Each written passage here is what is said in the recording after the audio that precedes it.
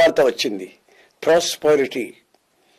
ఎంతసేపు ప్రభు నమ్మేసుకుంటే ఇళ్ళు కొనేస్తారు, పెళ్ళిళ్ళు అయిపోతాయి, పిల్లలు పాస్ అయిపోతారు, ఆస్తులు పెరిగిపోతాయి, అనారోగ్యమే ఉండదు అని చెప్తుంటారు. అది సిలువ లేని సువార్త. దాన్ని దైవజనుడైన పౌలు పరిభాషలో అంటాడు, వేరొక సువార్త. సిలువ మనకు శక్తి అయితే, శ్రమలు మనకు వేరుపారిని జీవితాన్ని స్థిరపరిస్తే, శ్రమలు ఆయన చిత్తమైతే, హింసలు ఆయన చిత్తమైతే, అవి లేని బ్రతుకు ఒక క్రైస్తవునికి అది క్రైస్తవ్యంలో నడిపించదండి. అది వ్యాపార శైలిలో సుఖభోగాల మధ్యలోకి తీసుకొని వెళ్ళిపోతుంది.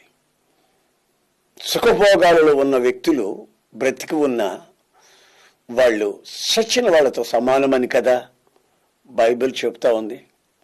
కనుక ఆ దిశగా మనం దేవుని చిత్తాన్ని ఎరిగి ఇహలోకపు మాలిన్యం అంటకుండా బ్రతకాలని దేవుని వాక్యం హెచ్చరిస్తూ ఉంది.